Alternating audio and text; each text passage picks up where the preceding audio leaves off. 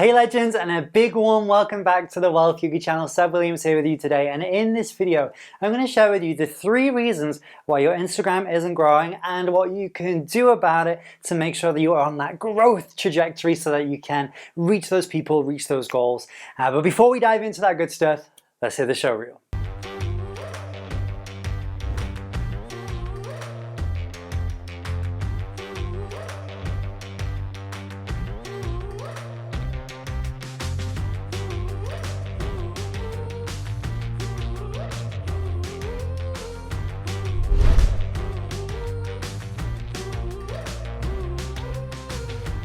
So it's no secret that one of the very first platforms that most people think of when they want to grow their business, when they want to grow their audience, when they want to maybe become an influencer or a content creator or whatever the case might be, one of the very first platforms the majority of people think of is one of my favorites, Instagram.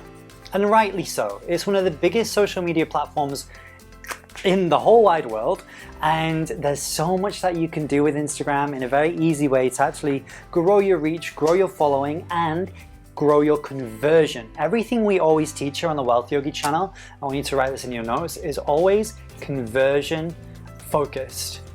We're always aiming to optimize our conversions. What does that mean? For us, it means 2 different things. Firstly, we're looking at lead generation. So how can we get more leads inside of our business? And secondly, how can we make more sales? Because we know that sales is just another word for impact. If we're helping people, if we're solving a problem, if we're doing it right, we will make money as a result. And it's a very, very exciting place to come from. So when we think Instagram, this is where our mind goes to. But then a lot of people come to us either through our programs or they'll ask us on social media, well, my Instagram's not growing, and maybe I'm posting a lot, but I'm not really seeing either of these results. So as we go through this video, whenever I use the word results, I want you to have these 2 things in mind, if that's okay. Because that's everything that we think as a business is important. Results, leads, and impact, sales, okay? Generating revenue.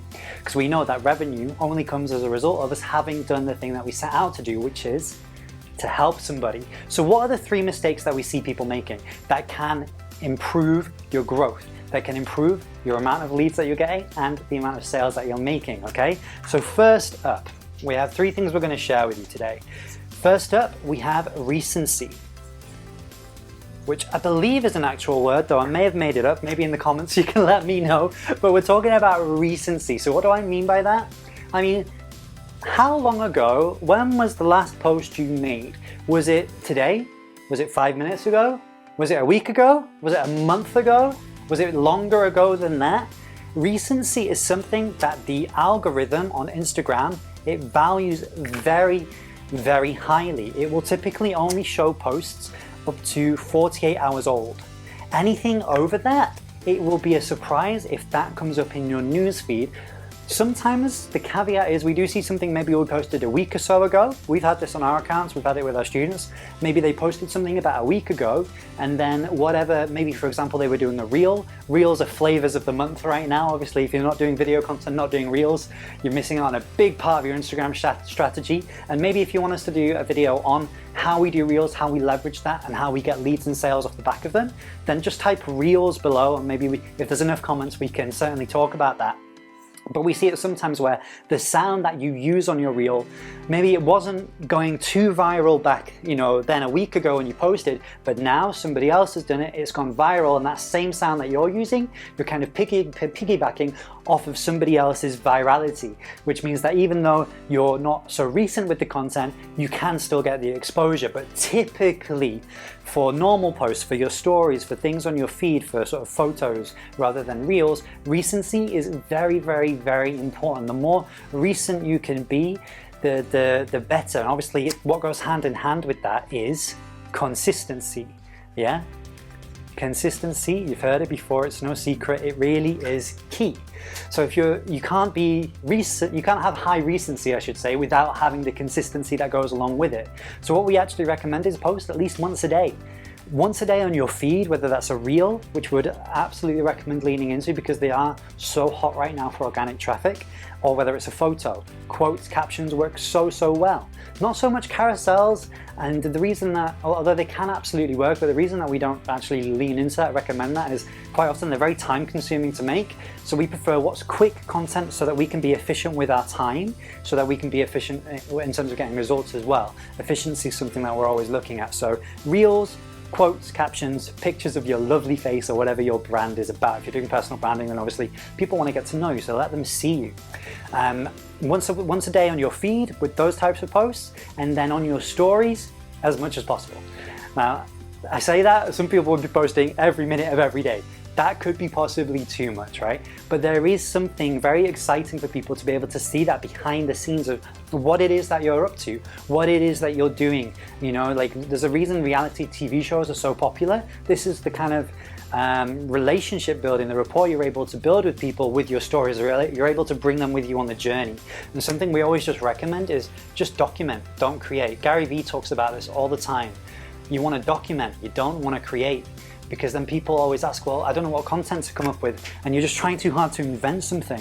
It's not necessary, you don't need to reinvent the wheel, just document whatever it is you're doing right now inside of helping the people that you were uniquely called to help. It's really simple, there's no need to overcomplicate it. So recency, consistently posting, that will be one big thing that will massively increase your growth. The second thing, engagement, okay? Engagement. Second thing. Now I might not know you, but I know when I say this, most people are thinking about their engagement, your own engagement. Flip this around for a second, okay? Obviously, the things that we're teaching here will get you engagement. They will. But in order for you to get growth, you first need to give it in order to receive it. So with your engagement, give it.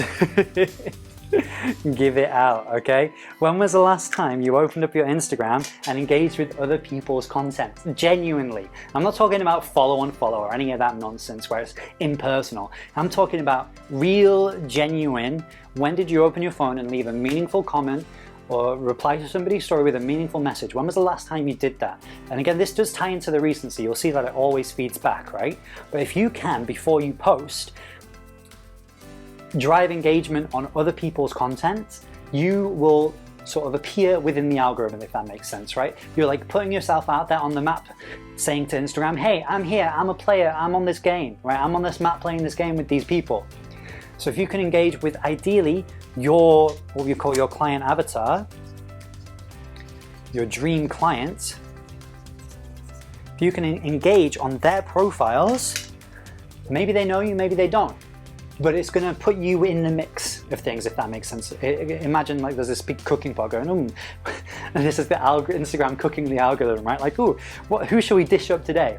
You need to put yourself in there, right? You need to put yourself in the mix. You need to be in the game. And one of the easiest ways to do that is just to genuinely engage with the people that you know that you can help. Who are your client avatars? Go and find them on that platform. Go and find them on Instagram. Engage on their stuff.